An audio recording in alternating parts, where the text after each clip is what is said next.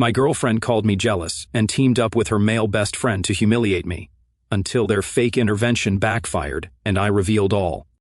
I'm Alan, 32, fairly normal, gainfully employed, and 3 years deep into a relationship with a woman named Lillian. We met the usual way, mutual friends, too many drinks, a spark that turned into something real. Or at least I thought it was real.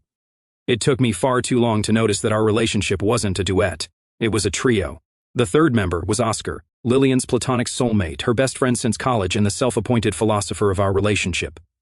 If I had $1 for every time she said Oscar thanks, I could retire before 40. He had a comment on everything, the shirts I wore, the restaurants we chose, whether we should get a dog, even how often we should reassess our intimacy. It wasn't just unsolicited advice, it was a running commentary on my existence, and Lillian listened.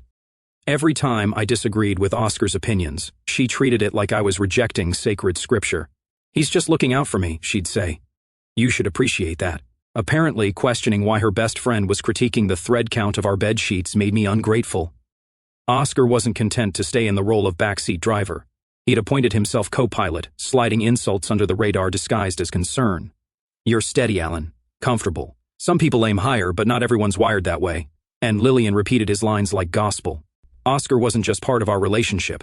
He was steering it. I told myself it wasn't worth a fight. I was building a life with Lillian, and Oscar was part of the package. But one night stripped away the last of my patience. It was a Saturday. One of those evenings Lillian insisted I spend bonding with Oscar. We ended up at a bar he liked, the kind where every drink cost as much as a car payment. Oscar had been drinking since before I arrived, and by the third round his filter was gone. You ever wonder what it's like to cheat and not get caught? He asked, grinning. It's a rush. Alice thinks I'm at a conference in Denver. I was actually in a hotel 2 blocks from here with Mia from the PR team. Before I could react, he was unlocking his phone and shoving it into my hand. Videos of Oscar kissing another woman, half-dressed in a hotel room, photos in bed, champagne glasses on a balcony. Evidence, not rumor. Now that's passion, he slurred. You wouldn't understand. You're not going to say anything, right?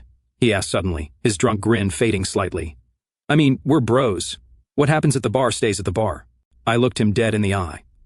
Of course not. That was all he needed to hear. The grin came back wider than before. See, I knew you were cool. He fumbled with his phone. Here, I'm sending these to you. Don't show anyone, obviously, but you should see what a real affair looks like. Maybe it'll inspire you. He airdropped everything, every video, every picture, every screenshot of him bragging about it to someone else. So you can learn something, he said, laughing as the files transferred. He thought he was sharing a secret with a friend. What he was actually doing was handing me the detonator to his entire life. I should have deleted the files. Instead, I saved them. Every video, every picture, every detail backed up, encrypted. For the first time since Oscar had inserted himself into my life, I wasn't angry. I was patient. People like Oscar think they're untouchable. They believe they can insult you in your own home, undermine your relationship, humiliate your existence, and walk away without consequence. But every man has a line, and Oscar had just crossed mine while handing me the detonator. I paid the tab, helped him into a cab, and said nothing. Lillian texted me later to ask if we had fun. I replied, of course we had. I wasn't sure when or how I'd use that information, but I knew this much. One day Oscar's arrogance would come back to bite him.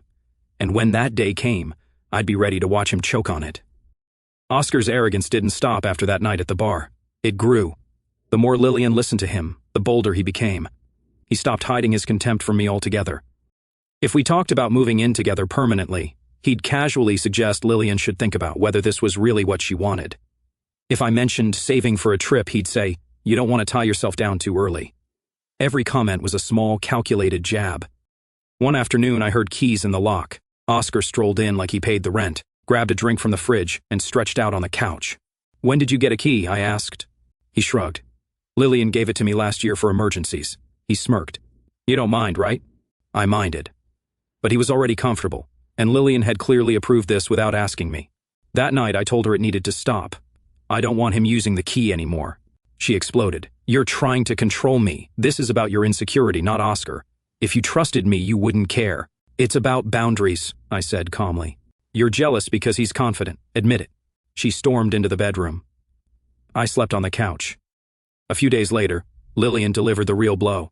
We're going to have a little get-together this weekend, she announced over breakfast. Just you, me, Oscar, and a few friends. I think it's time we talk about this jealousy issue properly. I stared at her. You're staging an intervention. It's not an intervention, she said, which of course meant it was. It's a conversation. Everyone will share their perspective. I think it'll help you understand how much you're hurting this relationship. I agreed. I even thanked her for organizing it. Inside, I was already planning how to make the most of what was coming. The conversation was scheduled for Saturday evening. By the time I arrived, Oscar was already there, leaning against the kitchen counter with a drink and the smug smile of someone who believed he was untouchable. 3 of Lillian's friends were seated in the living room. The atmosphere was tense, rehearsed, like they'd been prepped in advance. We started with polite small talk before Lillian clapped her hands and said, "Okay, let's talk about the elephant in the room." The next hour was an exercise in humiliation. One friend explained that trust is the foundation of every healthy relationship and that my issues with Oscar were rooted in insecurity. Another said I shouldn't try to change Lillian's friendships. A third suggested therapy. For me, of course. Oscar waited until last. He stood up, holding his drink like he was about to deliver a TED Talk. "I've known Lillian for over a decade," he began. "We've always supported each other. Our friendship is built on honesty and loyalty. I would never come between her and someone she loves." He paused dramatically. "But love should be about trust, Alan. And if you can't trust her with me, maybe the problem isn't me." The applause from the others was silent, but it was there. Lillian beamed, glowing with satisfaction. Then she delivered the final punch. "Oscar has always been the most important person in my life."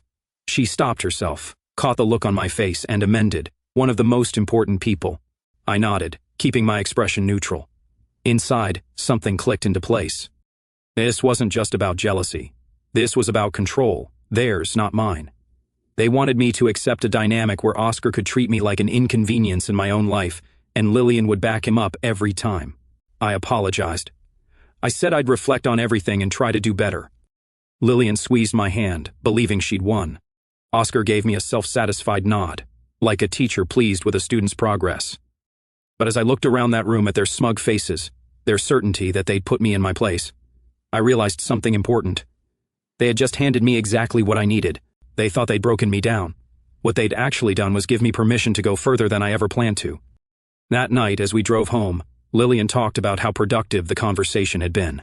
I listened, nodded, and smiled. Outwardly, I was the picture of contrition. Inside, the plan was already forming. They wanted a performance. Fine. I'd give them one. But when the curtain fell, none of them would be applauding. 2 days later, over dinner, I told Lillian I wanted to fix things. Her eyes lit up immediately. "I want to clear the air with everyone," I said. "Maybe we could have a small dinner, just me, you, Oscar, and Alice." She practically glowed. "That's a great idea." It was all theater. I wasn't trying to fix anything. I was building a trap. While they thought I was preparing an apology, I was preparing evidence. By midweek, the plan was airtight. That's when Lillian started to unravel. She'd expected me to fight. Instead, I was calm, agreeable, almost cheerful. It freaked her out. She knew me well enough to recognize when something was wrong. Her paranoia boiled over. She checked my phone, scrolled through my emails, grilled me about coworkers. She made fake social media accounts to test if I'd flirt with strangers. She showed up at my office unannounced. Once she appeared crying in the parking lot, my manager saw her and asked if everything was okay. I said it was. It wasn't. I stopped reacting. Her accusations bounced off me. Meanwhile, the social circle around us started shrinking. Friends stopped texting. Even those who sympathized with Lillian seemed wary of how erratic she'd become. I let her believe things were improving. When she told me she'd invited 2 mutual friends to the dinner so they could see how much progress we were making, I told her it was a great idea. The more people there, the better. By Friday, she was convinced we were turning a corner. "This dinner is going to be good for us," she said with a smile. "Oscar's excited. He says it's a fresh start." "Yeah," I said, matching her smile. "Fresh start." That night, I packed my bag for Saturday, laptop, HDMI adapter, backup phone, USB drive, all loaded. I checked the files twice and rehearsed the sequence in my head. Everything had to be clean and undeniable. This wasn't about pettiness anymore. Oscar's arrogance had gone unchecked for too long. Lillian's manipulations had twisted every boundary into a flaw. They had spent years convincing themselves they were untouchable. Saturday would remind them how wrong they were. As we went to bed, Lillian talked excitedly about how healing the night would be. She had no idea what was coming. She thought I was preparing an apology. I was preparing a reckoning. By the time I turned off the light, every detail was set. The dinner was my idea. The guest list was theirs. The stage belonged to Oscar and Lillian. But the script, that was mine. And when the curtain rose, no one would be ready for the performance I had planned. Saturday evening came faster than I expected. Lillian was buzzing with excitement as she got ready, like a kid on Christmas Eve. She called the night a new chapter and kept thanking me for being mature enough to make peace. I smiled, zipped my jacket and slid the USB drive into the inside pocket. The chapter she was about to read would be nothing like the one she imagined. We arrived just before 7. Oscar answered the door wearing that insufferable smirk. He clapped me on the shoulder like he was welcoming a defeated opponent back to the ring. Alice was warm and polite. Lillian's 2 friends were already there, sipping wine. The atmosphere was painfully optimistic. Everyone expected closure, maybe even a toast. We had dinner. Small talk filled the room, each sentence a performance. Oscar bragged about a recent project at work. Lillian laughed too hard at his jokes, and Alice nodded along, oblivious to the time bomb ticking under her roof. I played my part too, polite, measured, even self-deprecating. If anyone had doubts about my sincerity, I erased them before dessert. Then Lillian tapped her glass. Alan wanted to say something, she announced proudly, squeezing my hand as if this were a graduation speech. All eyes turned to me. I stood, adjusted my jacket, and let the silence stretch just long enough to make them lean in. I want to thank everyone for being here, I began. The last few weeks haven't been easy, and I want to own my part in that. Oscar grinned, leaning back like a king watching his subjects kneel. Takes a big man to admit that. Right, I said evenly. And I think it's time I stop avoiding the truth. But, before I say anything else, there's someone here who deserves to hear it more than anyone. I turned to Alice. Confusion flickered in her eyes. Oscar shifted in his seat. Alice, I said clearly, I owe you the truth. Before anyone could interrupt, I pulled out my phone and connected it to the TV. The screen lit up.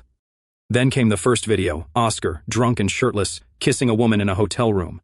Another clip, different night, same woman, same room. A photo followed, champagne glasses, hands intertwined, a balcony view. Alice's face drained of color. Lillian shot to her feet. "This is fake," she shouted. "He's trying to humiliate you." I ignored her and continued. A new slide appeared, screenshots of Oscar's texts bragging about his affair. "She has no idea. I'm untouchable. Thanks for keeping quiet." And then the kicker, "Thanks, man. I owe you. Let's never talk about this again." The room froze. Alice stared at the screen in silence. One of Lillian's friends covered her mouth. Oscar's smug expression was gone, replaced by something pale and twitching. "You son of a..." Oscar shot up so fast his chair toppled over. He lunged across the room toward me, hands reaching for my phone. I saw it coming. Guys who lose their temper always telegraph their moves. I sidestepped, and he crashed into the chair I'd been sitting in. He caught himself on the table, swearing, then came at me again. This time I didn't move. I planted my feet and shoved him back hard. He stumbled, slammed into the edge of the dining table and knocked over 2 glasses. One shattered on the floor. "Sit down," I said, voice calm but sharp. Oscar didn't listen. Rage twisted his face as he swung at me, a clumsy, furious punch. I blocked it with my forearm and drove my shoulder into his chest, pushing him back again. This time he crashed into the wall, gasping. "Don't," I warned. "Not here. Not tonight." The room was chaos now. Lillian screaming for me to stop. One friend yelling for someone to call the police. Alice frozen and silent. Oscar tried to push forward again, but his movements were sloppy. I stepped aside, let him stumble past me, then shoved him down into the chair he'd knocked over moments earlier. "This is what he does when he's cornered," I said, brushing my jacket straight. "Blames someone else, gets violent, tries to make the problem go away by force. But this time, Oscar, you're not walking away from it." Oscar's chest heaved. He looked less like a threat now, and more like a man who just realized his entire life was on fire. Alice stood abruptly, tears streaking down her cheeks. She stared at the screen for another moment, then at Oscar, really looked at him, like she was seeing him for the first time. Without a word, she turned and walked upstairs. The bedroom door slammed so hard the walls shook. Then came the sound of drawers being yanked open, things hitting the floor, a muffled scream of rage from behind the closed door. Oscar's face went white. "Alice, don't," I said quietly. He stopped. Lillian was still screaming at me, but I wasn't listening. My eyes stayed on that closed bedroom door upstairs. Alice wasn't running. She was regrouping. And that was so much worse for Oscar than any tantrum could ever be. Lillian turned on me, voice shaking with fury. "You're disgusting. You ruined lives tonight." "No," I said, staring at her. "Oscar did that. I just stopped helping him hide it." Oscar slumped in his chair, face buried in his hands. Lillian shouted something else. I didn't catch it. The room was too loud now, filled with yelling, accusations, panic. The friends who had come for a reconciliation were frozen in disbelief, unsure if they should stay or run. I looked around one final time. "I think we're done here," I said. "Thanks for dinner."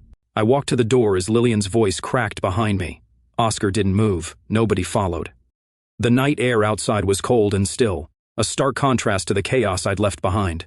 I felt no satisfaction, no gloating, just a deep, steady calm. They'd invited me here expecting a performance of regret. Instead, they'd witnessed a reckoning. One that left their carefully constructed lies shattered on the floor. And as I walked toward my car, the image of Oscar gasping against the wall replayed in my mind. It wasn't the fight I'd planned, but it proved what I'd always known. When the mask slips, the powerful always flail. And I had made sure everyone saw it happen. The morning after the dinner was silent, the kind of silence that doesn't come from peace, but from something broken beyond repair. Lillian barely slept. She paced the apartment for hours, alternating between bursts of angry muttering and long stretches of blank staring at the floor. By sunrise, I knew a conversation was coming. She started before I'd even poured my coffee. "I hope you're proud of yourself," she said, standing in the kitchen doorway. Her voice was sharp, trembling with fury. "You humiliated me. You humiliated everyone." I took a slow sip before answering. "No. Oscar humiliated himself. I just turned the lights on. That was supposed to be a reconciliation," she snapped. "You planned that. You trapped us." "You're right," I said. "I was done playing defense." She laughed, a bitter, disbelieving sound. "This is insane. You blew up our entire lives because your ego couldn't handle that I have a best friend." "No," I said calmly, setting my cup down. "I blew up a lie that's been poisoning this relationship from the start. Oscar isn't just your friend. He's the guy who's been undermining me for 3 years. He's the guy who cheated on his wife and bragged about it. And you stood next to him and acted like I was the problem. That's not fair." "It's not." I stepped closer, meeting her glare. "You defended a man who walked into our apartment without knocking, who told you I wasn't ambitious enough, who tried to control every part of our lives. And when I asked for a basic boundary, you staged an intervention to fix me." Her face flushed red. "I was trying to help you." "No," I said, my voice flat. "You were trying to break me into something Oscar approved of. And the second I didn't cooperate, I became the villain." She crossed her arms. "You didn't have to do it like that. You could have told Alice privately. And then you and Oscar would have convinced everyone I made it up." I gestured toward the hallway where her raised voice still echoed. "You're proving my point right now." She went quiet for a moment, breathing hard, then shifted tactics. "We can fix this," she said softly. "We can move past it. You went too far, but I know why. It's because you love me, and I love you too. We just lost perspective." I almost laughed. "Perspective? You watched your best friend try to hit me last night after I showed his wife proof he'd been cheating on her. And your first reaction wasn't, 'I'm sorry,' it was, 'You're disgusting.'" Her composure cracked. "Because you humiliated me," she shouted. "In front of my friends. In front of Alice. You made me look like a fool. You did that to yourself," I said simply. The words landed harder than I expected. Her eyes glassed over with frustrated tears. "So that's it? You're just walking away after everything?" "Yes," I said. "That's exactly what I'm doing." She stared at me like she hadn't heard me correctly. "You're ending this?" "I'm giving you 4 weeks," I said flatly. "Pack your things, find a place, and get out. After that, the locks change whether you're gone or not." Her mouth fell open. 4 weeks? You're kicking me out of our apartment?" "My apartment," I corrected. "My name's on the lease. You moved in. Now you're moving out. 4 weeks is generous considering what you've put me through." For a second she looked like she might cry. Then she straightened, anger taking over again. "You'll regret this," she hissed. "You're throwing away the best thing you'll ever have." The conversation ended there. She slammed the bedroom door so hard a picture fell off the wall. I left for a drive, letting the cold air clear my head. When I came back, she'd started packing. It was early October when I gave her the deadline. The dinner had happened on the first Saturday of the month. By mid-October, barely 2 weeks later, I heard from a mutual friend that she'd been spotted with Oscar at a cafe. The days that followed were chaos in slow motion. Lillian didn't accept the breakup. Not really. She texted nonstop. First came the apologies, then the accusations. "You ruined everything. You embarrassed me. I hate you. I miss you. Please talk to me." The messages swung wildly between anger and desperation. I ignored them all. When text didn't work, she showed up at my office with pastries and fake smiles. I told security she wasn't allowed up anymore. When that failed, she tried to weaponize pity, sending mutual friends long messages about how I had snapped and gone too far. I replied to each with the video of Oscar and the text that followed. The messages stopped almost immediately. The smear campaign came next. She posted cryptic stories about narcissists and emotional abuse, careful never to use my name, but obvious enough that people knew. I didn't respond. Screenshots circulated on their own, and her credibility eroded with each denial. Meanwhile, Oscar was in free fall. Word of the video spread fast. By the end of the week, half their social circle had seen it. At work, people whispered behind his back. Alice went silent, which was more telling than any statement. Silence meant preparation, lawyers, bank accounts, evidence. Lillian's behavior grew erratic. One day she was sobbing on the phone, promising therapy and change. The next, she was outside my building screaming that I'd ruined her life. Once she left a handwritten letter on my doorstep about how our love story isn't over. I shredded it without reading the second page. By the third week, the apartment was half empty, not because she was cooperating, but because she was too busy spiraling to pack properly. I stayed with a friend to avoid the late-night drama. When I returned, she'd left notes around the place ranging from, "You'll regret this," to "We belong together." They went straight into the trash. The night before her deadline, she made one last attempt. She showed up at my door, makeup streaked, eyes red. "Please," she whispered, "we can fix this. Don't throw us away." I looked her in the eye and spoke evenly. "I'm not throwing anything away, Lillian. It's already gone, and you were the one who burned it." She didn't answer. She just stared for a moment, then turned and walked down the hall. The next morning, she was gone. The keys were on the counter, the closet was empty, and the apartment was finally silent. 2 days later, I got an email from HR. Lillian had filed a complaint claiming I'd been emotionally abusive and exhibited troubling anger issues.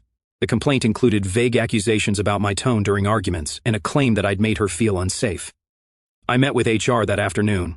I brought my phone. I showed them the texts, her erratic messages, her threats, her showing up at my office unannounced multiple times. I explained the breakup, the intervention, the dinner. I kept it factual. The HR rep took notes, thanked me for my cooperation, and closed the meeting.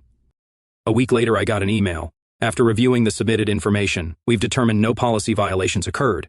This matter is closed. Lillian's final attempt at control had failed, just like everything else. It wasn't peace, not yet. But it was the first real step toward it. And as for Oscar and Alice, the reckoning that had started in that living room was about to get much worse. It didn't take long for Lillian and Oscar to find each other again.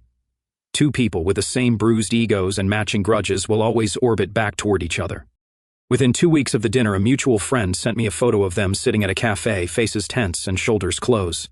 The caption underneath said it all: "They deserve each other." By the time Lillian's move-out deadline hit at the end of October, they were already living together. It was almost poetic. The two people who had spent years trying to control me were now trying to build a life out of the wreckage they'd created. They posted a photo of their new apartment on social media with matching mugs and a caption about new beginnings. I didn't react. I knew better. At first, they tried rewriting history. In their version, I had snapped from jealousy and faked evidence to ruin their friendship. Oscar insisted the videos were taken out of context. Lillian claimed I had hacked his phone. It was pointless. The proof was out there, and people weren't stupid. The harder they denied, the more desperate they looked. Oscar's real punishment came from Alice. She moved quietly but fast. With the evidence stacked against him, the divorce was swift and decisive. She got the house, a significant portion of his savings, and, in a final brutal detail, custody of their cat. Oscar was left renting a small, overpriced apartment on the edge of town, juggling alimony payments and legal fees. The man who used to brag about being untouchable was now comparing grocery prices and calculating if he could afford takeout. His career wasn't spared either. His company reassigned him to a background role to reduce client exposure. Corporate speak for "we don't want your face near our brand." Invitations to industry events stopped coming. Colleagues stopped lingering around his desk. He started working from home more often, not because he wanted to, but because the office had become hostile territory. Lillian's downfall wasn't as dramatic, but it was just as steady. Her long rants online about healing from narcissistic abuse backfired. Potential employers saw the mess and quietly passed on hiring her. She eventually landed a junior PR role, a steep fall from the position she used to brag about aiming for. The job barely covered her share of rent, and the resentment started building. Their social circle collapsed around them. Friends stopped inviting them to dinners. The people who once called their friendship inspirational now avoided their names altogether. Even the ones who stayed in contact kept their distance, tired of the constant drama. It turns out that when you build your identity on judgment and arrogance, people aren't eager to stick around when you're exposed. The fights started soon after they moved in. At first they were small, arguments over chores, groceries, late-night phone calls. Then they got louder. Neighbors started hearing shouting through the walls. One of them told a mutual friend about a night when the police were called after an argument spilled into the hallway. It was the same routine they'd inflicted on everyone else, now turned inward. Oscar blamed Lillian for not defending him when people confronted him. Lillian blamed Oscar for ruining her reputation. They accused each other of cheating, of not putting in effort, of being manipulative. The same tactics they had used to control me and lie to Alice were now being used on each other, and without an outsider to absorb the damage, they destroyed themselves. Occasionally they tried to reach out. One night at 2 a.m., Lillian texted, "I thought we could talk. Things haven't been easy." I deleted it without responding. A week later, Oscar sent a message. "We both said things we regret. Maybe we should clear the air." I didn't reply to that either. More messages followed, some furious, some apologetic. Lillian accused me of being petty. Oscar tried guilt-tripping me with lines about how friends don't stay enemies forever. They didn't seem to realize I had no interest in being their friend. Not again, not ever. Their relationship kept unraveling. They unfollowed each other online, then followed again, broke up, got back together, repeated the cycle. The building's residents knew them as that couple, the ones screaming at each other in the hallways, accusing each other of cheating, calling the cops, and then posting smiling selfies the next day. It was poetic justice. They had spent years projecting their dysfunction onto others. Now, stripped of scapegoats, they turned it inward. Every manipulative trick, every toxic habit, every attempt at control was now bouncing back and forth between them like a weapon they couldn't put down. The final implosion was inevitable, a particularly violent fight, involving a smashed phone, a broken lamp, and another police visit, ended with them splitting for a break. Oscar moved into a smaller apartment across town. Lillian packed what she could and returned to her parents' house. From that point, their lives drifted apart completely. Oscar remained a ghost at work, a shadow of the man he used to present himself as. Lillian faded into social media obscurity, posting vague quotes about healing and finding herself. Neither of them had friends left willing to listen. People sometimes ask if I feel sorry for them. The answer is no. They built this mess themselves, brick by brick, lie by lie, betrayal by betrayal. They chose arrogance over humility, manipulation over honesty, and selfishness over respect, and now they're choking on the consequences. Their downfall isn't satisfying in the cinematic way. It's not a dramatic explosion. It's slower, uglier, like watching a structure rot from the inside until it collapses under its own weight. And maybe that's the most fitting punishment of all, because in the end, they didn't just ruin their relationships, they ruined each other. And I didn't have to lift a finger. By the time spring rolled around, the chaos had burned itself out. Lillian was back at her parents' house, posting filtered photos with long captions about growth. Oscar was renting a dingy apartment on the other side of town, keeping his head down and avoiding anyone who had seen the video, which was practically everyone. Their lives were reduced to quiet damage control. Mine was finally free of both of them. The apartment felt different now, clean, still. The constant tension that used to hang in the air was gone. I replaced the locks, repainted the living room, and rearranged the furniture. Small things, but each one a reminder that this space was mine again. I wasn't angry anymore. I wasn't even thinking about revenge. I was focused on rebuilding something better from the ground up. Work picked up. My performance improved. I had more energy, more focus, more time. I joined a gym, reconnected with a few old friends I'd neglected, and started spending weekends hiking or exploring the city instead of arguing about Oscar's opinions or Lillian's drama. For the first time in years, my life felt like it belonged to me. About 3 months after the dinner, I got an email from Alice. Short, polite, "Thank you again for telling me the truth. I'm doing better now. I hope you are too." I read it twice before replying, "I'm glad you're doing well. I am too. If you ever want to talk, I'd be happy to." She responded a few hours later, "Coffee sometime?" We met at a small cafe downtown the following week. It was awkward at first. Not because of what had happened, but because neither of us knew how to talk without mentioning it. We stuck to small things, work, books, weekend plans, but it felt easy, natural, like two people who understood each other without needing to explain everything. That first coffee turned into a second one a week later, then lunch, then dinner. It was never rushed and never dramatic. We didn't talk about what this was or where it was going. We just enjoyed the quiet honesty of it, two people who had been lied to enough times to know the value of simple truth. Look, I know how this sounds. Guy exposes his girlfriend's best friend, breaks up with her, and 3 months later he's dating the best friend's ex-wife. It's the kind of thing that would get torn apart in the comments if someone else posted it. Too convenient. Sounds fake. Nobody recovers that fast. But here's the thing. We weren't recovering fast. We were recovering together. And there's a difference. Neither of us was looking for a rebound. We'd both been lied to, manipulated, gaslit by the same two people. We understood each other in a way nobody else could. It wasn't about jumping into something new. It was about finally being around someone who didn't need an explanation for why we'd drawn the lines we did. Alice was different now, steadier, more grounded. The betrayal had hurt her, But it hadn't broken her. She was rebuilding too. We often talked about the strange sense of clarity that comes when you finally stop tolerating disrespect. I never once brought up Oscar, and she never asked about Lillian. We both understood those parts of our lives were finished chapters. What mattered was that we'd both chosen to close them.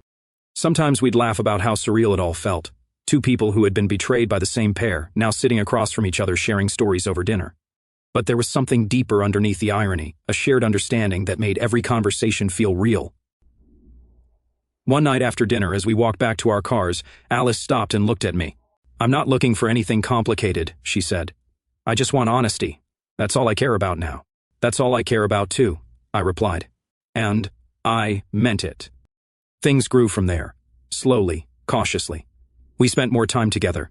She introduced me to a few of her friends. I invited her to a game night with mine. It wasn't a whirlwind romance. It was something steadier, built on mutual respect, shared experience, and an unspoken promise to never repeat the mistakes that had scarred us both. I don't know what the future holds for us. Maybe it turns into something serious. Maybe it doesn't.